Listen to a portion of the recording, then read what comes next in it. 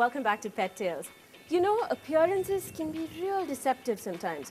What seems to be pretty everyday and regular doesn't always have to be so. Like this house I'm standing in front of, it seems pretty nice, nothing out of the ordinary. You think? This house has 75 odd inhabitants. Okay, I see the skeptical eyebrow going up, and I hear you say, yeah, right. Walk with me, people. I'm gonna make you eat your words.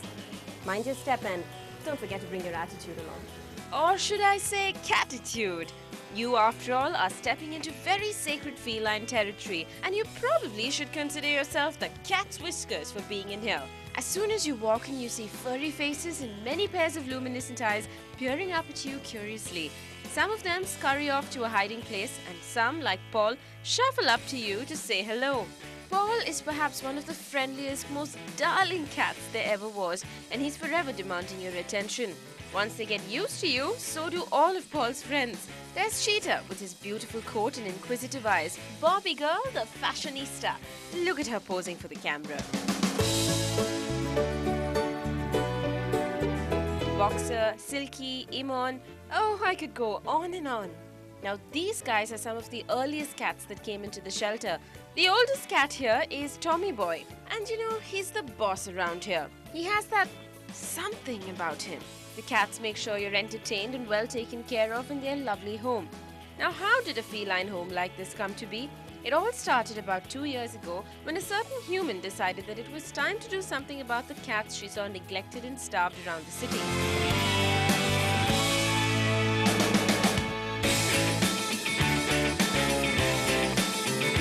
This shelter owes its entire existence to the generosity and support of Kiran Rao.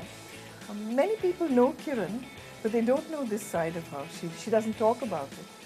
But her kindness and support, as you can see, speak volumes. And so the shelter grew from paw to paw, and today is perhaps one of the finest cat shelters in the country. From a few months of observing the way this place works, I've understood that this is no ordinary shelter. Everything that you see around here is a reflection of how much the humans at Catitude love these animals. But it's not easy. Who am I kidding?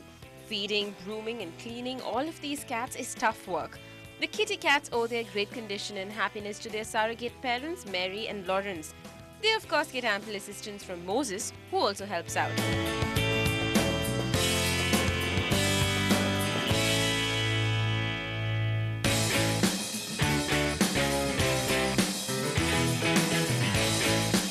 Like I said before, there are about 75 odd cats here. Now don't go thinking they are a mindless bunch of animals. Each cat has a distinct story and personality that adds color and life to Catitude's feline tapestry. Each baby that came into the shelter was either rescued from very poor conditions or brought in for treatment and special care. In fact, reaching out to felines in need has been Catitude's main objective. Shelters should preferably only house special needs cats, cats that are rescued very small and don't find homes. Unfortunately, people do try to dump healthy adult cats simply because they don't want to see them into shelters, and this is quite wrong.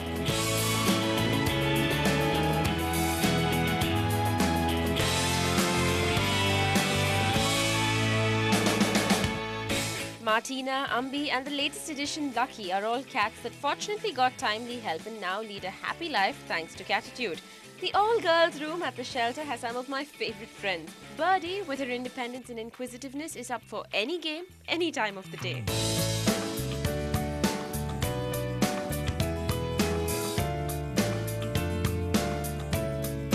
Zen is the moody one, but give her time, woo her and sweet-talk her, and she can keep you entertained for hours.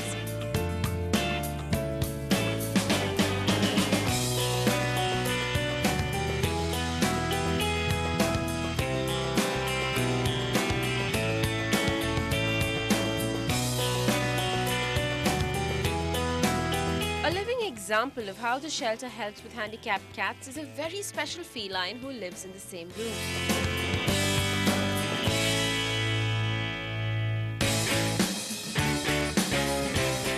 This is Candy, who, when she was rescued, actually she just came to us to be sterilized.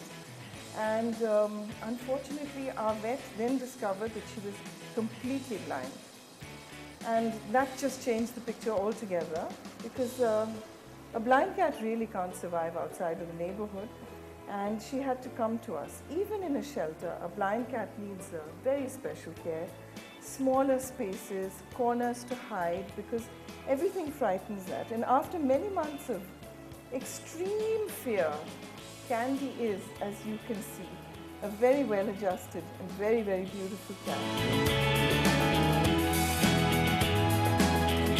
Most of the animals here have been around ever since the shelter started, each one taking its time to get used to its new home, friends and humans.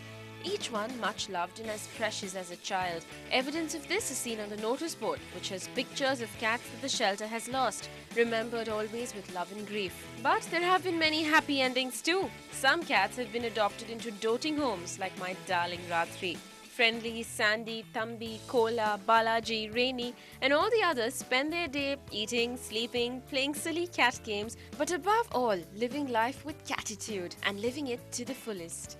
But it's not all fun and games. Yes, the cats have a great home, and yes, they are safe and protected for now.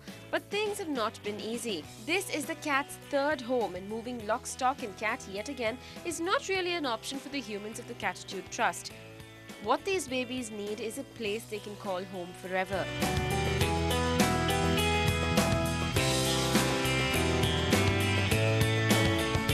A home that they can share with many more felines in need. Imagine a patch of land surrounded by bushes and trees, a little glade where there's always a gentle breeze, and all around cats roam free, for safety and happiness is boundless at this feline sanctuary.